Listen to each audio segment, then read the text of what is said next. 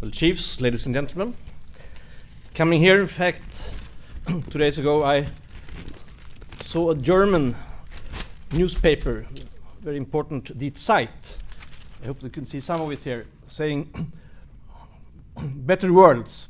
And you have first here a vision, the mythological vision of Arcadia, the old Greek mythology, Arcadia, the paradise. Then they are describing different forms of utopias during the years. And after Arcadia there, you have in New York City, urban agriculture, crop handling on the bottom. So, today's visions might be about urban agriculture, more practical probably than the old Arcadia of the Greek mythology.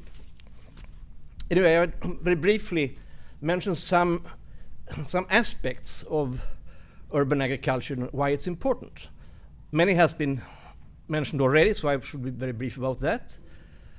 Big cities, mega cities, of course, need food production within to avoid paralyzing congestion. That's evident. I don't have to elaborate much about that, certainly. But especially important, that has also been mentioned here a lot, of course, is the demand for organic food, for fresh food close by. I would here cite one city in Europe, Barcelona in Spain, where they have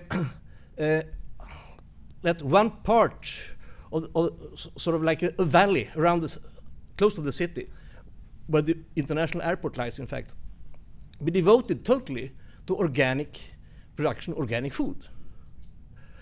Of course, because Barcelona is a city of high cuisine, and the interest in organic food is very, very strong.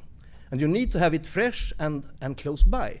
They've chosen one solution, a sort of valley beside the airport. You can certainly find other solutions, but it's just one example of how organic food is so important to city dwellers and to restaurants, of course, and others, that you have to have it close by already, much more so in the future, of course.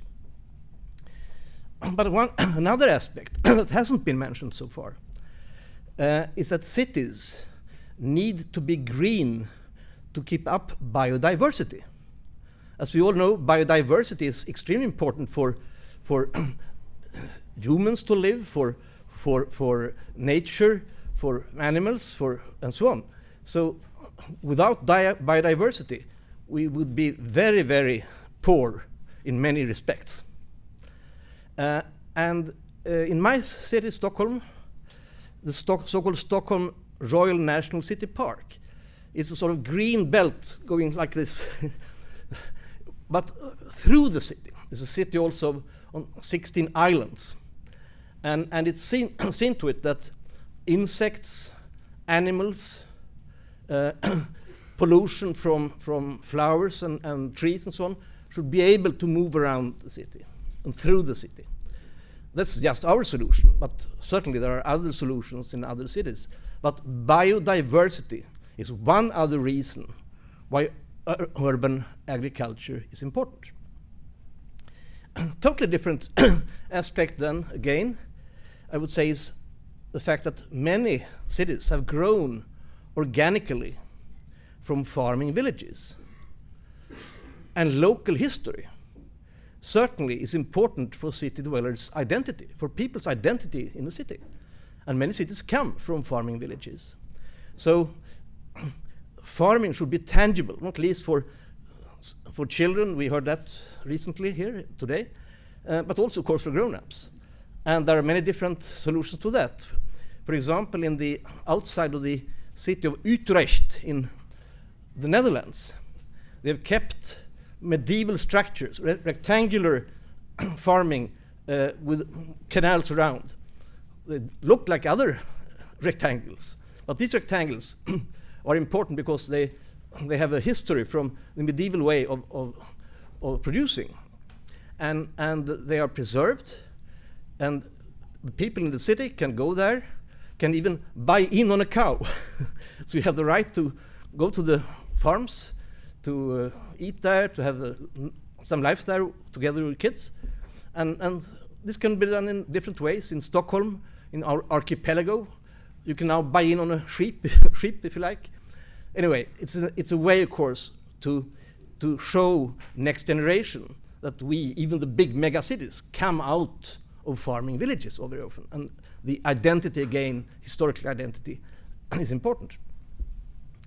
But another aspect then would be certainly, and very important in these days all over the world certainly, cities do need, of course, also a diversity of jobs and competencies to have a sustainable labor market with low unemployment. And we know about the big problems in many cities, that the labor market is too sequestered, so too narrow in different forms. So of course, farming jobs would add a new dimension, another dimension, to the possibility of having many competencies in the city, and therefore also to lower unemployment. That's also important. Not just old industry or services or high tech, but also farming. Then I do think that farming in an urban environment can give impetus to develop new methods for agriculture. I mean, in a city, there are competencies, research, development sort of embedded in a city environment that might be innovative for new methods in agriculture compared to traditional rural ways in the countryside or industrial type large-scale ranches and so on. So new impetus, more innovation in agriculture through urban agriculture, I do think. And finally, of course, and very, very much discussed today, sustainable waste management, water treatment can give good impetus for give fertilizers, nutrients for urban agriculture, which can become part of an ecological system. We heard that from Eva recently here about Stockholm, for example, and there are many other examples of how waste management is used for fertilizing and everything is taken care of. One such example might be, it's also in the paper outside here, the fact that we have some kind of phosphorus peak. And phosphorus is important, certainly, but it's not endless, and it is dangerous when it comes out, entering rivers and seas. So urban agriculture can use the phosphorus that otherwise would be a dangerous waste, for example. There are many other such examples of how urban agriculture can use fertilizers from organisms that otherwise would become dangerous waste. And then, Chief Foreign Alliance, you mentioned Benjamin Franklin and the role he has played and with the Iroquois and the Seven Nations for understanding solidarity and also for the American Revolution and the papers of the founding fathers of the American Revolution. He was also, of course, the United States first ambassador to Paris. And there is certainly speculation that in the cafes of Paris, he said the same things that you said. You quoted him now, Chief Horn, to the French. And it might be that the Iroquois thinking and the Iroquois model has also then made some imprint into the French Revolution and the papers that first came from the French Revolution on liberté, égalité, fraternité, and then to other nations in Europe. That might be speculation. What is certain, though, is that Ben Franklin negotiated with the Swedish ambassador, Gustav Philipp Kreutz, in the 1780s for the first trade agreement of this new nation, the United States of America. The first trade agreement that the United States of America made with any country was with Sweden in 1782 and 83. and the conclusion of this agreement, made by the two ambassadors, Philip Kreutz, famous poet in Sweden also, is that it says, among many other things,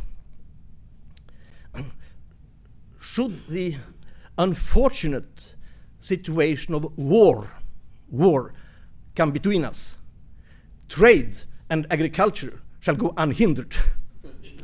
So we haven't had war, but trade has certainly been important between Sweden and the United States, and we hope now also urban agriculture. So Benjamin Franklin certainly has meant something for the relations between the new United States of America and Sweden. Thank you.